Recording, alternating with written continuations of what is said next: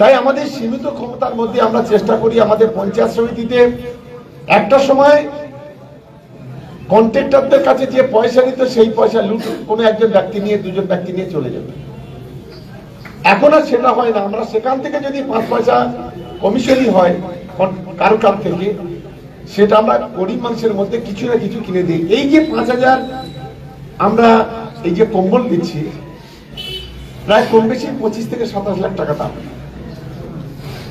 এগুলো কিন্তু এই কমিশন যেটুকু মানে আমাদের নেতারা দিচ্ছে, পকেট থেকে দিচ্ছে, 20 জন 30 জন 40 জন করে, কেউ 10,000, কেউ 20,000, কেউ 30,000, এর বাইরেও টুকটাক যা আছে সবাই মিলে দিয়ে কিন্তু এটা আমরা করছি। এটা কোনো রকম ভাবে এটা অন্য কিছু নয়, এটা সকলে মাথায় রাখবেন। কারণ আমরা এইটুকু জানি, যেটুকু হবে সেটুকু মানুষের জন্য করা হবে, তার বাইরে কোনো কাজ করা হবে না।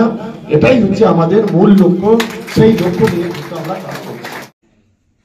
ভদ্রলোক যে কথা বলেছেন, ওনার বউ কন্ট্রাক্টর, ওনার ভাই কন্ট্রাক্টর, ওনার শালা কন্ট্রাক্টর, ওনার শাশুড়ি কন্ট্রাক্টর। ভদ্রলোকের অন্তত একটু লজ্জা থাকা দরকার। জেলার কোটি কোটি টাকার কাজ এনে রাস্তা না করে টাকা তুলে নেওয়ার অনেক নজির আছে। আজকে তিনি বড় বড় কথা বলছেন, কম্বল কিনবেন, শাল কিনবেন। এর আগে গত বর্ষায় ছাতা কিনেছি, ছাতা 50 টাকার ছাতা বাবু 200 টাকা করে দাম ধরেছে। 200 টাকা করে আমি টাকা দিয়েছি, 10 লক্ষ টাকা ওনার হাতে তুলে দিয়েছি। 2 লক্ষ টাকার ছাতা কিনেছে, বাকিটা ওনার কমিশনই। উনি রাস্তার কাজের নাম করে টাকা তুলছে, বলছে ওই টাকাটা ওনার পকেটে যাবে। উনি টাকা ছাড়া কিছু বোঝেন না। এত কিছু বলার পরেও, রাজ্য নেতা জেলা নেতারা ওর অপমান করার পরেও ও যে এখনো ভাঙড়ে রয়েছে শুধু অনলি টাকা তোলার জন্য। আমি এখনো বলি যে ওই কন্ট্রাক্টররা যারা টাকা এ করে, তাদের একটা দপ্তর আছে, পূর্ত দপ্তর আছে। পূর্ত দপ্তরের মাধ্যমে টাকা ওঠে। আরাবুল ইসলাম কোনোদিন কোনোভাবে পূর্ত দপ্তরে নাক গলায়নি। ওইদুল সাহেব মারা গেছে, এর আগে টানা দায়িত্ব উনি ছিলেন। একটার পর একটা কাজ ভাঙড়ে আমরা করেছি, সমস্তটাই উন্নয়নমূলক কাজ হয়েছে ওনার আমলে। এই যে পূর্তের কাজ, রাস্তাঘাট, পানীয় জল, বিদ্যুৎ, কারেন্টের সমস্তটা উনি কমিশনে নিতে পারেন। আমি এখনো চ্যালেঞ্জ করে বলছি, ওনার যদি সৎ সাহস থাকে উনি বুকিয়াত দিয়ে বলুক, ওনার ভাই কন্ট্রাক্টর, ওনার বাপ কন্ট্রাক্টর, ওনার শালাবাবু কন্ট্রাক্টর, ওনার বোন নামে কন্ট্রাক্টরই আছে। দল ইতিমধ্যে একটা রেজলিউশন করে বলেছিল যে যারা কন্ট্রাক্টরই করবে, যারা এই ধরনের কাজের সাথে যুক্ত, তারা দলে কোনো জায়গায় পদ পাবে না। তা সত্ত্বেও আমি রাজ্য নেতৃত্বের কাছে আবেদন রাখবো যে ক্যানিংয়ের ভদ্রলোক তারা টোটাল ফ্যামিলি কন্ট্রাক্টরই করছে, আর কোটি কোটি সরকারের টাকা, কোটি কোটি টাকা আত্মসাৎ করছে। আজও তিনি বলেছেন যে টাকা আমরা নিই, কম্বল কিনবো।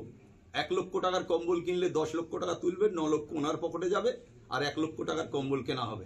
আমি একাধিক প্রমাণ আমি নিজে হাতে বলবো। গেঞ্জি কেনার নাম করে লক্ষ লক্ষ টাকা তুলেছে, আত্মসাৎ করেছেন উনি।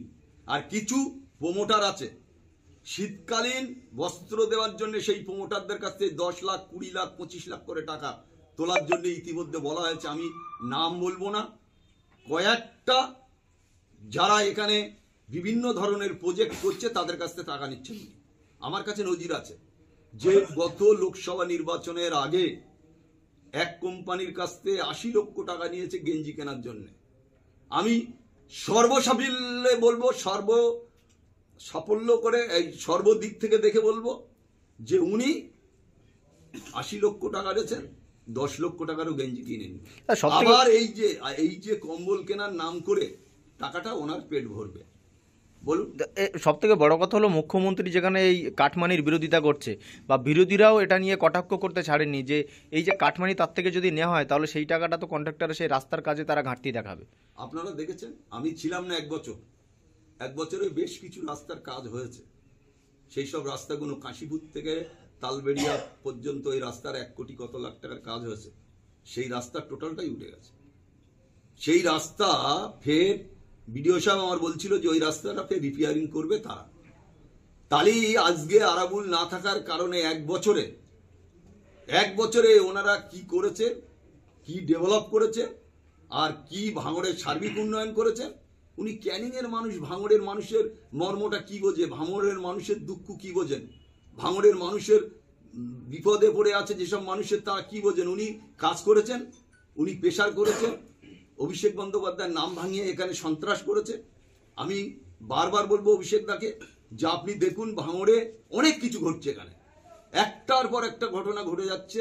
আর আজও তিনি স্বীকার করেছেন যে আমরা কন্ট্রাক্টরের কাছ থেকে টাকা নিয়ে আমরা কম্বল কিনবো, আর ওনার ছেলে, ওনার বউ, ওনার আত্মীয় স্বজন টোটালটা কন্ট্রাক্টরই কাজ করে। আমার কাছে খবর আছে যে কোটি কোটি টাকার কাজ করে, সেখান থেকে টোটাল মানিটা উনি নিয়ে চলে আসে।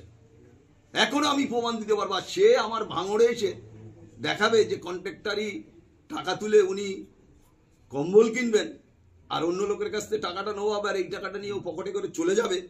এটা ভাঙড়ের মানুষ বরদাস্ত করছে না। ভাঙড়ের মানুষ আগামী দিনে, আবার বলছি যে ভাঙড়ের মানুষ এই ধরনের তোলাবাজি, এই ধরনের চক্রান্ত, এই ধরনের মানুষের উপকারের নাম করে টাকা নেয়। জানো, আমি তো বলছি ছাতা কেনার নাম করে আমার কাছ থেকে 10 লক্ষ টাকা নিয়েছে, 2 লক্ষ টাকার ছাতা কিনেছে, 8 লক্ষ টাকা পকেটে করে নিয়েছে। আমি চ্যালেঞ্জ করে বলে দেবো 50 টাকার ছাতা 190 টাকা করে দাম নিয়েছে। আর আমি সেই ছাতা নিয়ে একটা দোকানে গিয়েছিলাম দেখানোর জন্যে যে আমার তো 500 ছাতা দেওয়ার কথা, 400 দিয়েছে। সেই ছাতা দোকানে নিয়ে গিয়েছিলাম, বললো আপনি যদি আরাবুলদা নেন 50 টাকা করে দেবো। তাহলে আপনারা ভাবুন আমার কাছে 200 টাকা করে ধরা হয়েছে। আমি পুরো দায়িত্ব ছিলাম, আমার কাছে টাকা নিয়েছে। তারপরেও ওর কাছে আমার শিখতে হবে ও ভাঙড়ের মানুষের উন্নয়ন করবে, কন্ট্রাক্টরদের কাছ থেকে টাকা নেবে, উন্নয়ন করবে। ও নিজে কন্ট্রাক্টর, তো নিজে কন্ট্রাক্টর, নিজের ফ্যামিলি কন্ট্রাক্টর, নিজের আত্মীয় স্বজন কন্ট্রাক্টর। আমি ধিক্কার জানাই এই ধরনের, ওর মুখ থেকে এই ধরনের কথা শোনার জন্য। যে নিজে কন্ট্রাক্টর, সে কন্ট্রাক্টরের কাছ থেকে টাকা নিয়ে কি সার্বিক উন্নয়ন করবে। আমি এখনো চ্যালেঞ্জ করে বলছি, আমি 2006 সালে বিধায়ক হয়েছি, 8 সাল থেকে ভাঙড় পঞ্চায়েত সমিতিতে আরাবুল ইসলামের পদার্পণ, আর সেই থেকে আমি পঞ্চায়েত সমিতি চালাচ্ছি। আজ পর্যন্ত কেউ আঙুল তুলতে পারেনি। আজকে কয়েকটা চোরে সাথী করে নিয়ে আজকে এইসব দুর্নাম বদনাম করার চেষ্টা করছে। আমি আবার বলবো দলকে যে অবিলম্বে এই ধরনের মুখোশধারী অবজারভারের নাম করে ভাঙড়ের তোলাবাজি, এটা তৃণমূল কংগ্রেস পছন্দ করে না, এটা করবে না। আমি অবিলম্বে বলবো দলকে যে অবিলম্বে একে, এর নেত্রী নিজে বলেছে যে যে বিধায়ক তার এলাকায় কাজ করবে। এই লজ্জা শরম নেই? তার নিজের বিধানসভায় মিটিং নেই, প্রতিদিন সকালে